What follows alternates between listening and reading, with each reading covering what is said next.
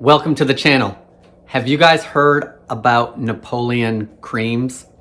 I hadn't until I found the recipe, but it's kind of a bar, it's kind of a candy, but in any case, it's no bake and it's easy to make. And I think this is a gluten-free layered treat that you're gonna wanna try too.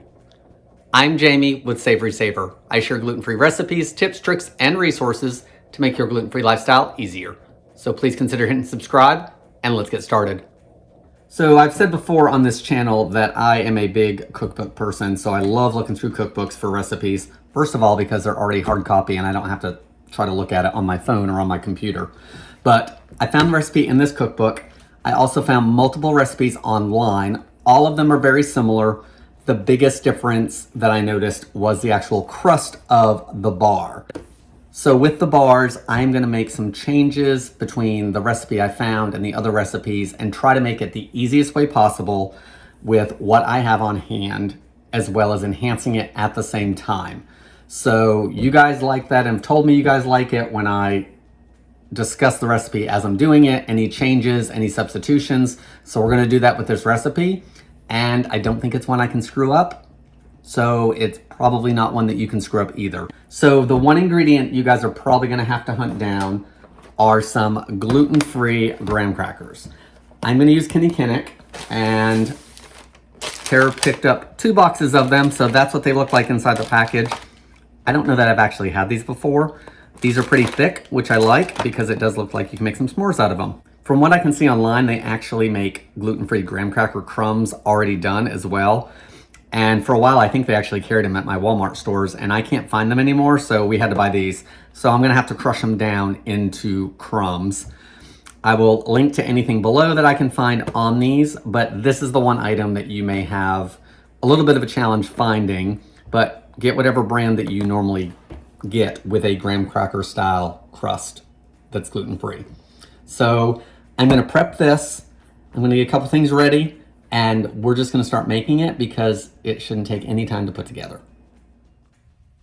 You know, before I get started, I should probably taste these and see if they're any good. So there's a little piece of that graham cracker. Those are good. If you've not had that brand before, they taste like graham crackers and surprisingly do not taste gluten-free. So there you go on that. Let me get back to baking now. For these Napoleons, you're gonna need a 9x9 pan according to all the recipes I saw. This is an 8x8, so let's already start off changing the recipe. You're gonna have a little bit thicker bar. I think that's gonna be fine. Don't worry about it. I am lining my pan, which the biggest reason I'm aligning it is because I want them all to come out as one, and then I can cut it down. Because this is non-stick, it really shouldn't stick, but this will just allow me to lift it out. I'm using wax paper today. If you have wax paper and parchment paper in your house, the recipe for this, definitely go with the wax paper option. It's gonna do the same thing as the parchment paper and it's cheaper. We're not baking these, so there's no heat that's gonna be involved. So if you have wax paper in the house, reach for that instead of the parchment paper just to save a few pennies. All right, I've got my mixing bowl here. I've got 2 cups of the graham cracker crumbs. Some of them are big pieces, but that's okay. It'll all blend in. The full box is what I used. I did not even open the second box. I think we're gonna have plenty, especially with me using an 8x8. The recipe in my cookbook does not have this, but all the other recipes did. They have coconut, like anywhere from I think it was a 1/2 cup to a cup or something. So I got some coconut in here that needs to be used by the looks of it. So why not just add what's left? It's not a cup, it's probably 1/2 cup if that, but I figure it's gonna add some texture and some flavor to the crust. I'm also gonna add 1/4 cup of granulated sugar. This recipe also has a 1/4 cup of cocoa powder. My cocoa powder is super lumpy, so I'm gonna get a whisk in here and I'm gonna break everything up before I add the melted butter. Here's the crust ingredients all blended up, and clean hands, the way to go. The whisk takes too long and you can actually feel the ingredients, so you can feel when that cocoa powder is breaking up. I can feel the pieces of graham cracker and try to break those up a little more if I think it needs it. Some of the coconut was stuck together. So clean hands are definitely the way to go, and save yourself on the whisk for this step. So the 2 ingredients for the wet in this crust, of course, butter. Butter makes everything better. 1 stick. The recipe I have actually calls for 3/4 of a cup, which would be a stick and a half. Across the board, the amounts were all different. I'm gonna try 1/2 cup, so 1 stick melted. If it's not wet enough, I'll add a little bit more, but I'm trying to save a little bit of money with the extra 2 tablespoons, and I don't wanna open the extra stick because I have this stick back here that is actually gonna be in the filling. This needs to be room temperature. So 1 stick being cold is okay because I melted it, but the other one is not. So take out your butter early and put it off to the side so it can start coming up to room temp. So let's add this. I'm also adding 1 teaspoon of vanilla. Let's mix this all up. I do have the spatula now. So that was 1 stick of butter. I honestly don't feel at this point that it needed anything extra than that with the measurements I used. And it was probably, 2 cups of the graham crackers. My original recipe does say 2 cups of that. I added the coconut to it. And if your coconut is fresher than mine obviously was, that's gonna add a little bit of moisture too. So I don't think it needs the extra butter. I may be changing my thought on that later, but let's get it into the pan. Prepared pan. You guys know how this works. Into the pan, spread into an even layer, packing it down. Okay, that's all pressed in. And just another thing on when I was looking at recipes, one of the recipes for the base actually called for an egg. I see no purpose for the egg. It is a binding agent, but then we have egg in here, and I don't think those were baked either, and it doesn't need the egg. So this has to chill back down because we want that butter to start firming back up. So instead of using the fridge, I'm gonna pop it in the freezer. It should take less time, and I really just need it solid enough so I can spread the next layer onto it. Hopefully it only take 10 or 15 minutes in the freezer. So I'm gonna pop this in the freezer, get myself set up for the next segment, and that's where we're gonna send you next. Let's get our filling made. So I've got 2 cups of powdered sugar, and I did sift my powdered sugar because a whisk just isn't gonna take care of it. There you can see all the powder, and here you can see all the lumps in my powdered sugar. So I just got a sieve, threw a cup at a time in here, sifted it through, and then for this, I'll just take a spoon and keep pressing it through. Spoon is the easiest thing to use for this. And then it's gonna keep everything nice and fine, and it's gonna give me a better mix. You don't have to do this, but I think if you don't mind doing the extra dish or 2, I think it's worth it. Next ingredient, 1 3.4 ounce box of instant vanilla pudding. Make sure your pudding is listed and certified gluten-free if you need to have that certification on there. I do not see any ingredients that contain gluten in here, but if you're celiac and have big reactions to gluten, you need to make sure it says certified gluten-free. So I'm gonna add that 1 package to here. Now I am gonna whisk it just briefly. Next thing, we're gonna add that 1 stick of room temperature butter, unsalted. Final ingredient of our filling is 3 tablespoons of milk. The recipes I looked at all had different dairies in them. 1 used heavy cream, 1 specified whole milk, and actually I think the other 2 both specified milk, but that was it. Use your milk of choice. Don't worry about what kind of milk has to go in there according to the recipe. If you use skim milk, use that. If you use half and half in your coffee and have some of that, use that. The only thing the milk's doing is thinning this out so we can spread it. So it's not gonna change the recipe any with only 3 tablespoons of it in the entire thing if you decide to use a lower fat milk. So use whatever you have at home. Don't open 2 cups of heavy cream for 3 tablespoons if you don't keep heavy cream in the house. All right, I'm gonna blend this up for 1 to 2 minutes. We want it to be smooth and hopefully not all over our kitchen. So let's get that done. All right, everything's blended, but it's not smooth enough for me. It's also a little gritty because of course that butter and sugar have not creamed together. So think of that as that type situation when you start a batch of cookies and you're creaming the fat and the sugar together. So let's blend this for a minute or 2, medium to high speed, whatever you're comfortable with, just to get it smoothed out and to give that sugar time to dissolve into the butter mix. So here's our filling after a couple minutes, and It's fluffy now. Everything should be dissolved a little bit better. So I'm going to put this to the side and we're going to get that crust back out. All right, so there's the crust. It's out and it is solid because it's been in there a little longer than I anticipated. All right, all of our filling in the crust. Let's spread it out and see how difficult this is to spread. This would probably be the part that I would say is probably the most difficult, is getting it to spread and not stick to whatever you're using. If you have an offset spatula, a small one, that would probably work great for this.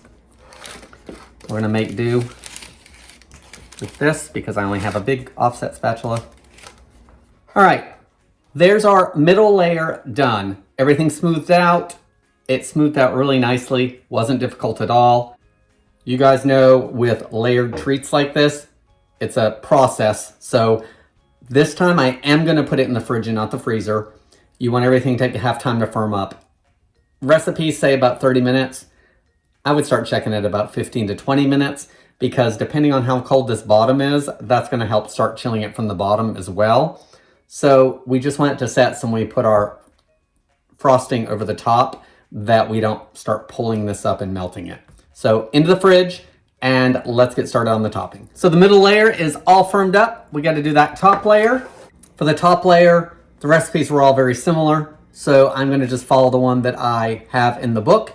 You want to take 6 ounces of chocolate chips. I'm using semi-sweet and 6 ounces is 1 cup of chips. So 1 cup of chocolate chips, that's about half of a normal bag. A normal bag is 12 ounces. You also want 2 tablespoons of butter. My recipe in the book actually says to do this over the stove. I'm going to use the microwave. So I'm going to do 30-second increments. And usually I do that twice and then I drop my time back. And I don't usually use full power. I usually use anywhere between, 50% power, maybe 75% power, because I don't want that chocolate to heat up too fast. So I'm gonna just melt this in the microwave until it's done and then we'll spread it on the top. All right, everything's melted. Let's get this spread on the top. And with it being cold, it should start firming up relatively quickly, even though we are gonna chill it. So just put it in a couple different spots. Again, an offset spatula would probably work best, but I'm gonna try to do it with this one.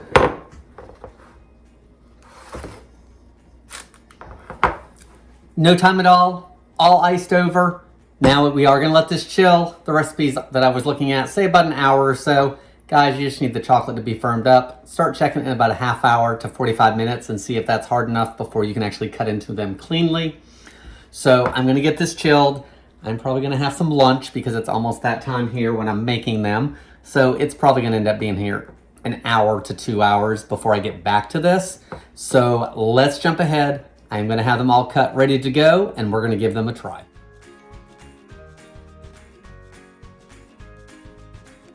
These Napoleon Cream treats, bars, candy, whatever you wanna call them, looked like they came out great. Pulled right out of the pan with no issues. And before we give them a taste, let's go over how I cut these. Sharp, straight-edged knife. I kind of scored it on the top, both directions, just so I had a guide. I ended up getting 6 by 6 as far as me cutting it, and they're not perfect squares, but I got 6 by 6. Then pick a direction, go all the way across on the first one. That's what I did for mine. And then I just went 3 by 3 and then the other side and did 3 by 3. That way there I wasn't trying to slide the knife all the way through and was getting better cuts. Now let's taste these and see how they came out. Here are the finished Napoleon creams. Look at the layers. You can see the layer at the bottom and I can actually see the graham cracker crumbs because I didn't go super fine on them. I actually like that. I think that's definitely gonna add to the texture of this whole thing. The vanilla cream filling, the chocolate on top, a layered gluten-free treat. I don't think we're gonna be able to not enjoy this, but let's see. The bottom is a little crumbly, I think probably because the pieces are bigger, but I'm okay with that. Really good texture. I do like that the graham crackers were not super fine. Plenty of fine pieces, plenty for the pan. but I like the texture of it being a little bit bigger. So take your rolling pin in a plastic bag and beat the heck out of them, or use your food processor, whatever. But I like the texture. I also like the coconut in it, and it wasn't even that much. So I would go anywhere between quarter cup, half a cup of coconut maybe. I don't know if you need a full cup, but if you have coconut at the house, use that sweetened stuff in the bag and put it in here. Cream layer, nice and creamy, and the whole layered thing itself is just something you don't always see. I think this is good for something different to take to a gathering. The chocolate on this top is soft, it's not super firm. It may firm up more in the fridge, but if it doesn't, it's a good texture. I was able to bite right through it. The layers do want to separate a little bit. Actually, this one's not doing it as much now, but they did want to separate a little bit. So watch for that. Doesn't affect the taste, of course. Storing these, I would store them in the refrigerator in an airtight container. We do have some milk in there. We do have the chocolate that is going to want to get soft if it's left out. Leave them in the fridge. Take them out for 10 or 15 minutes if you have time before you eat one, just to let it warm up just a little bit. Eating them cold, I think they're going to be good as well. Easy recipe, easy ingredients, nothing difficult, and time-wise, it really honestly didn't take that much time, even with the chilling aspect of it. So I think this is a keeper. Leave me your comments below. Thank you so much for watching, and I hope to see you in the next video.